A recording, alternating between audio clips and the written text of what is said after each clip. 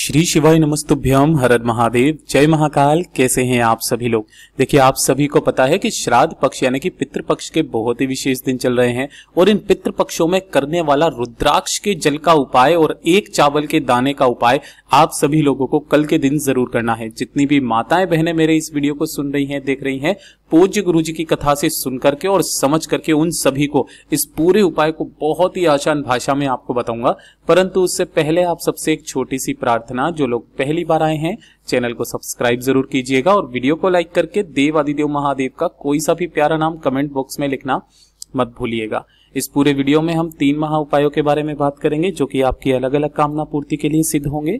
तो ध्यान से सुनते चले जाना, समझने की कोशिश करना। लेकिन उससे पहले मैं आपको एक चीज बता देता हूं कि ये वाला जो उपाय है ना, किस दिन किया जाता है ये सबसे ज्यादा महत्वपूर्ण है और किस समय किया जाता है ये सबसे ज्यादा महत्वपूर्ण है। तो जितनी भी स्त्रियां, माताएं, बहनें हैं, खास करके उनके लिए गुरुदेव ने कहा है कि जो स्त्री, जो नारी, जो बहन, जो बेटी अपने परिवार के लिए इस उपाय को करेगी ना, उसकी बड़ी से बड़ी कामना पूरी होगी। वो जो मांगेगी वो सब कुछ मिलेगा। तो ध्यान से सुनते चले जाना। सबसे पहले बात करते हैं पहले वाले उपाय की। देखिए पहला वाला उपाय बताने से पहले गुरुदेव ने कहा था कि पहले के जमाने में 2 तरीके के जो दोष होते थे ना, वो होते ही नहीं थे। कौन कौन से दोष? पहला होता है वास्तु दोष जो घरों में होता था, दूसरा होता है पितृदोष, है ना। ऐसा क्यों नहीं होता था? तो पहले के जमाने में या तो देखिए जितने भी महादेव के भक्त हुआ करते थे, महादेव पर जल समर्पित करते थे, वो उस कलश में से जल समर्पित करते थे जिसमें से उनका पूरा समस्त घर जल पीता है ना। और जो पितरों के स्थान का जल होता है ना, उसे एकदम पवित्र रूप से रखा जाता था। उस पर कोई झूठन नहीं होती थी, कोई कुछ नहीं होता था। और जिसकी वजह से पूज्य गुरुजी हमेशा कहते हैं कि जब आप अपने घर का जल महादेव की शिवलिंग पर समर्पित करते हैं ना, तो आपके घर के जितने भी दोष होते हैं ना, उसी समय खत्म हो जाते हैं। तो पहला तो काम आप हमेशा ये किया कीजिए कि जो आपके घर का जल है ना, वही आप महादेव की शिवलिंग पर समर्पित करें, ना कि मंदिर में जाकर के वहीं का जल लेकर, वहीं का लोटा लेकर आप वहीं पर समर्पित कर देते हैं। दूसरी चीज जो पूज्य गुरुजी ने बताई है कि ये वाला जो उपाय है ना, कि अगर आपके घर में किसी भी तरीके का कोई दोष है, आपको लगता है, किसी पंडित ने बता दिया, किसी ने भी बोल दिया आपके घर में किसी भी तरीके का कोई दोष, चाहे वास्तु दोष हो, पितृ दोष हो, काल सर्प दोष हो, या फिर किसी भी तरीके का नजरबद्ध दोष भी क्यों ना हो, आपके घर की खुशियों को अगर किसी की नजर लग गई है ना, घर में किसी की उन्नति नहीं हो रही, तरक्की नहीं हो रही, समस्याओं पे समस्याएं बनी हुई है, तो घर की स्त्री को आपको ये उपाय करना है। देखिए आपके घर में जो भी रुद्राक्ष हो, है ना, केवल आपको एक रुद्राक्ष लेना है, चाहे कितने भी मुखी का हो। जनरली 5 मुखी का रुद्राक्ष सबके घरों में मिल जाता है। एक रुद्राक्ष लेना और साथ ही साथ आपको लेना होगा एक चावल का दाना मात्र। ये चावल का भी जो दाना होना चाहिए, ये अक्षत होना चाहिए, पूर्ण होना चाहिए, ठीक है। ये दोनों चीजें लेकर के एक कलश के अंदर डाल देना, तांबे के कलश में, ठीक है। और इस कलश को पूरे जल से भर देना, यानी कि इसके अंदर क्या क्या है? एक चावल का दाना है और एक रुद्राक्ष जो आपके घर का है। इसे आप क्या करोगे? जो भी विशेष तिथि पड़ जाए, अब विशेष तिथि में भी कौन सी गुरुदेव ने बताई?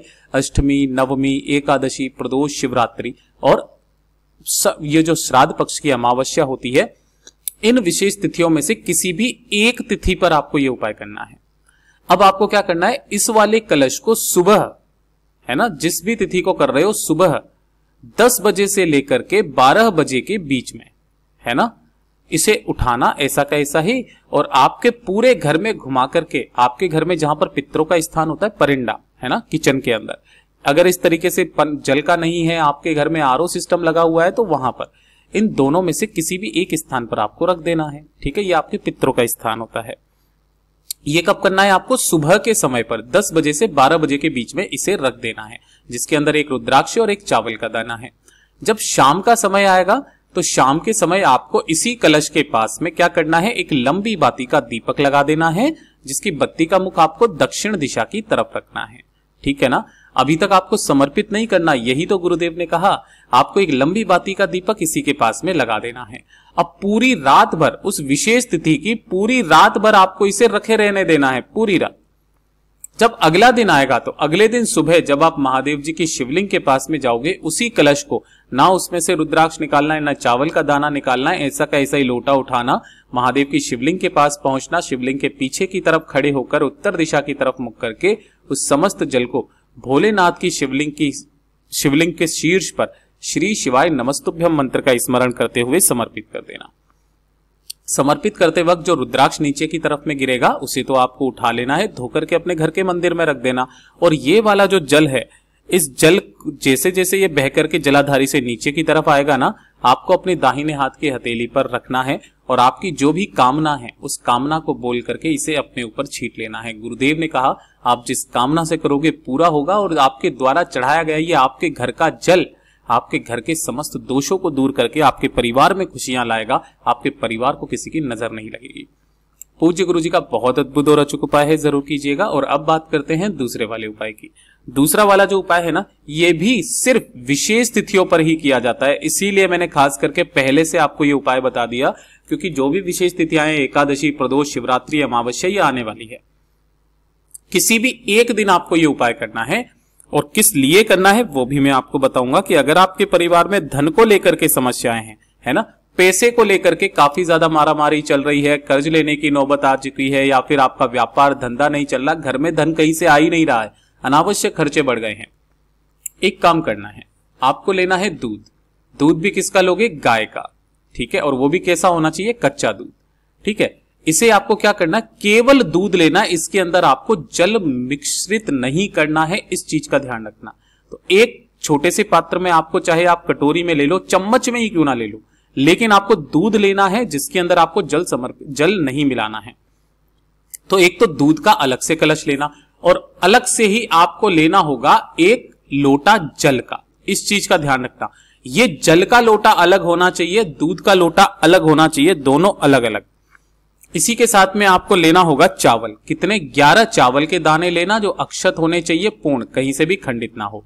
ये जो 11 चावल के दाने लिए हैं, इसे आपको क्या करना है? जो जल वाला लोटा है, दूध वाला नहीं, जल वाला जो लोटा है, इसी के अंदर आपको 11 चावल के दाने डाल देने हैं। इन दोनों को लेकर के सुबह या शाम को पहुंच जाना भोलेनाथ के मंदिर में, शिवलिंग के पास। यहां पहुंच करके आपको उत्तर दिशा की तरफ मुख करके खड़े होना है। सबसे पहले जो आपने दूध लिया है, पहले दूध समर्पित करना, श्री शिवाय नमस्तुभ्यम मंत्र का स्मरण करते हुए। ध्यान रखना, इन पूरे पितृपक्षों में आपको दूध और जल को मिश्रित करके समर्पित नहीं करना है, दोष लगता है। दूध समर्पित कर देने के पश्चात जो आपने एक कलश में 11 चावल के दाने डाले हैं जल का, उसे अपना नाम और गोत्र बोल करके आपके जीवन में आ रही जितनी भी धन की समस्याएं हैं उसको दूर करने की कामना करते हुए संपूर्ण दूध जल को आपको शिवलिंग पर समर्पित करना है। शिवलिंग पर समर्पित करने के पश्चात जो भी जलाधारी से जल नीचे गिरे उसे रोकना है। बाबा से विनती करके, कामना करके इस जल को लेकर के अपने घर पर आना है। जो घर का मुख्य दरवाजा है चौखट, इस चौखट पर पहले थोड़ा सा जल छोड़ना है कुंदकेश्वर महादेव के नाम से। किनके नाम से?